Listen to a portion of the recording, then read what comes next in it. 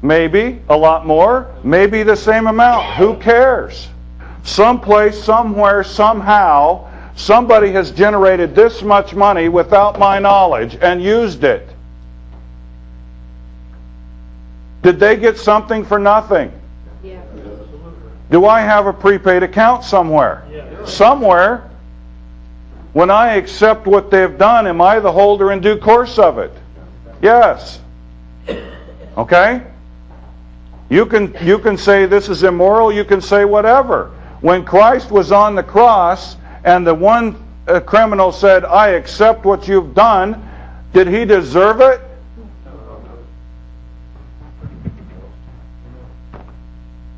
Did he do anything? He just accepted the offer.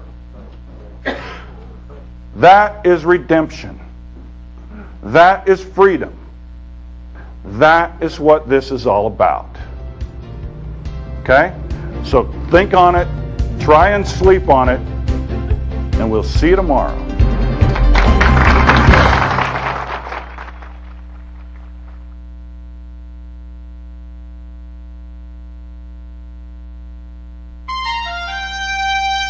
Collateralizing America with Sam Davis. Part 6. One of the things that is very critical to this whole process is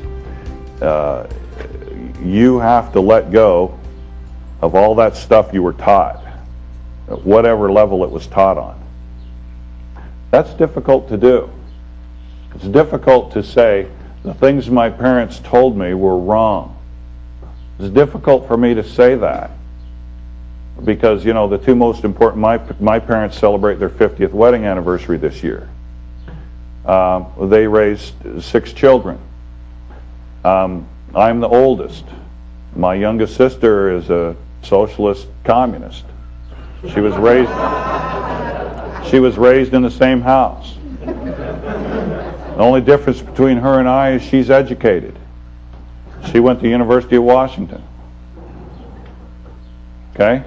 I mean, she spent 8 years. She got one of them piled higher and deepers. PhD. Okay? I'm not knocking education. But what are you learning? You're learning what somebody else is teaching you, what they want you to know. Well, so you have to come to a point in your life where you can let that go. And you have to go find out for yourself. Well, what is there? I mean, think about education and think about what it is. You have a book in front of you from the earliest age, and it says, see Dick run. Okay?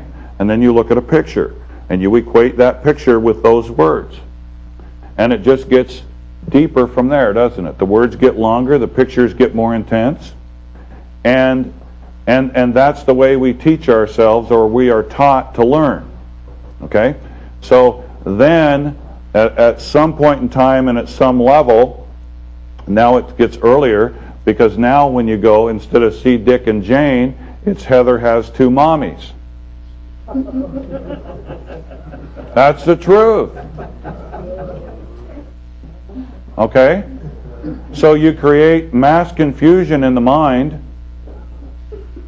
and from that standpoint and from that point on, now you have a young mind that's malleable, and you can start twisting and turning and sticking things in that mind. And those things that are in that mind after the age of 7 are there forever. Okay? So if that process continues, we pulled our children out of public school 3 years ago. My 3rd son in 6th grade missed 11 days of school.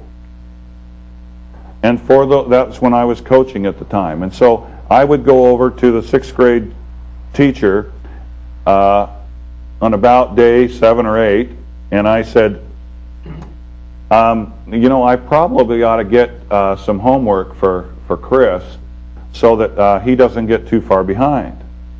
he hands me an one section of the Idaho Statesman, which is the Boise newspaper, folded over with a note clipped on it that said, rewrite one article in your own words and do 3 sets of math. And I said, well, he's going to be sick for 2 or 3 more days. Oh, that's all right. He'll be okay. And so I get home and I laid it on the table and I said to my wife, here's Chris's homework assignment. And she looks at that and she says, you're kidding. I says, no, I'm not kidding. So we went in to see the principal. And he says, well, if you would like some books for 6th grade math and things, I've got them here on the shelf. They don't use them in the classroom.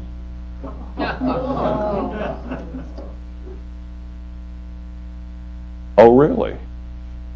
So later on at a basketball game, I see one of the guys that goes to my church. He's a school board member. And he says, well, how's everything going? I said, well, I'm not very happy. You know, he wants to hear fine. I said, well, I'm not very happy. He said, well, what's the problem? Well, the problem is that my son just missed 11 days of school in 6th grade, and his homework consisted of a folded over newspaper with a note clipped on it. And I said, we're probably going to take him out of school and homeschooling. You know what he says to me? Well, you get the Idaho Statesman, don't you? And I says, yeah. Well, you'll have a curriculum then. And I said, well, just think, if I got USA Today, I could double his curriculum. We pulled him out of school. My youngest son has never spent a day in public school. Never will. They're homeschooled every day.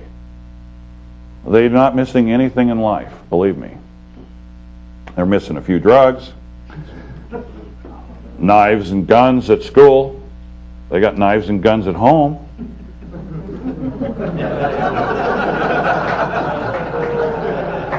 And they don't get expelled. So, you know, my point is that we live in the mountains. And let me tell you something. My children can make a weapon that looks so real, I don't let them take it anywhere in the car. They play toy guns all day. But they know what a real gun is. And they know what it'll do. And they're educated with what their mother and I want them to know and understand. And you know what the most important thing that we believe that is? How to think. How to think. If you teach a child how to think, he'll learn.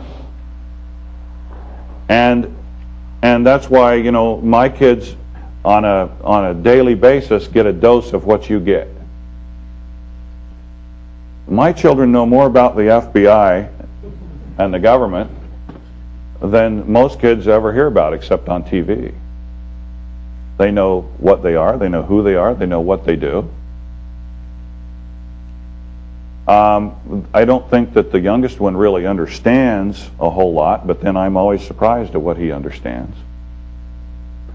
And so it's the children that make the difference. The thing that encourages me is there's young people here. There's people that are 20-something and 30-something. And that, to me, is the difference between most of the meetings that I've conducted. Most of the meetings are the guys that are, you know, they're 50, they're 60, they went through Korea or Vietnam, and they know there's something wrong, and they're in this battle, as they put it, and they've devoted their life to it. And it's encouraging that there's you know, young people that are willing to learn about what freedom really is. You know, we really don't understand. I talked to my father, and I used to, when my grandfather was alive, he talked about what freedom really was back in the early 1900s. My father talks about how much freedom is now gone compared to what he had when he was young. And he's made the comment, I don't know why anybody would have children today. You know, because of all the things that go on. But it's just a thing that this is not about doing anything other than living a normal life, believe it or not. This is just a normal life in a different context than what we've been taught. We were taught that this is a $10 bill. And yet you've got a document that says this is not a dollar. Now something's wrong with this picture. People don't seek this for this itself, they seek it for what it can purchase. So this is a tin purchasing instrument.